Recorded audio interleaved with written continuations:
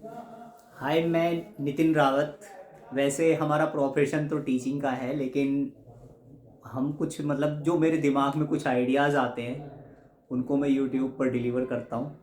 और कुछ चीज़ें मैं लेकर के आया हूँ जिससे कि हमें यहाँ पर जो देखने को मिलता है 2021 से लेकर के 2024 के बीच का जो सेशन है, मतलब जिस टाइम पर कोरोना स्टार्ट हुआ 2020 के करीब, मतलब 20-21 का सेशन मान लो आप।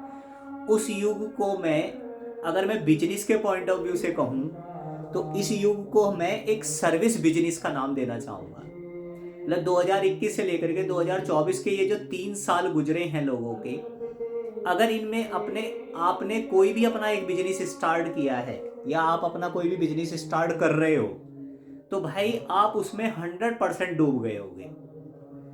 लेकिन अगर 2021 से 2024 के बीच का अगर आप पूरा सर्वे करके देखो बिजनेस के पॉइंट ऑफ व्यू से, अगर आप बिजनेस को समझना शुरू करो, तो सिर्फ एक ही पॉइंट निकल करके आता है उस टाइम में कि अगर आप सर्विस प्रोवाइड में चले गए हो, मतलब बिजनेस किसी और का और मजे कोई और ले रहा है। अगर बिजनेस किसी और का है और मजे कोई और ले रहा है, तो आप ज़्यादा से ज़्यादा बेनिफिट में हो। क्योंकि 2021 से 2024 के बीच के जो ये 3 इयर्स का जो टाइम है, इसको मैं एक नया नाम लेकर के आया हूं कि बिजनेस में सिर्फ सर्विस प्रोवाइडर के नाम से जाने जाने चाहिए हो आप। जैसे कि मान लो अगर मैं यहाँ पर एक बिजनेस की बात करूं, तो बिजनेस जो गया वो सर्विस में गया। कैसे?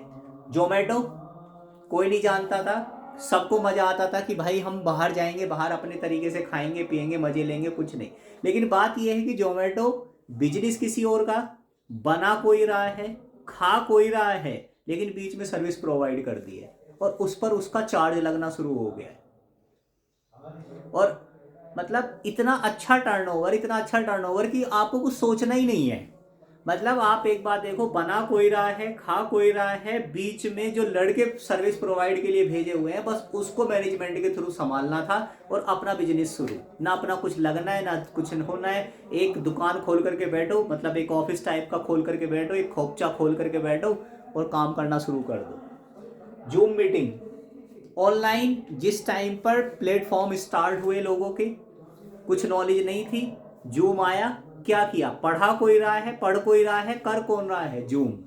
इस वजह से मैं कह रहा हूं कि जो इस टाइम बिजनेस का करने का तरीका है वो ये है कि बिजनेस किसी और का होना चाहिए, काम कोई और करेगा, आप बीच में सिर्फ सर्विस प्रोवाइड करो। अगर आप ऐसा कुछ सोच पाते हो किसी भी बिजनेस को लेकर के, तो भाई आप बहुत आगे निकल जाओगे। वरना इस टाइम में अगर आपने अपना बिजनेस स्टार्ट करने का सोचा, तो आप 100% डूबोगे। ये आप लिखवा करके ले लो मेरे से।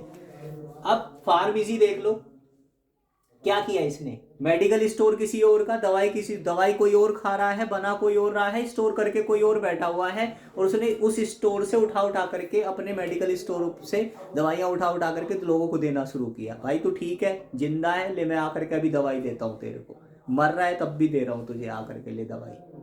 मैं तभी कह रहा हूँ कि मतलब घुसना है दूसरे के बिजनेस में, और ब्लिंकिट आइटम डिलीवरी करना है।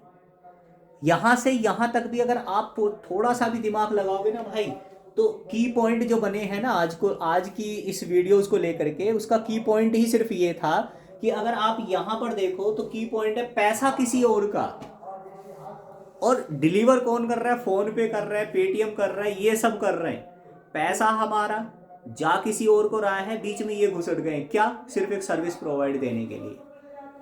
लेकिन इस बीच में सिर्फ दो ही बातें ध्यान रखनी है, जहां तक मुझे अपना दिमाग लगता है वहां तक सिर्फ मुझे एक ही बात लगती है कि जो आप सर्विस प्रोवाइड कर रहे हो, जिसको भी आप सर्विस दे रहे हो, वो एक तरीके से विश्वास के लायक होनी चाहिए।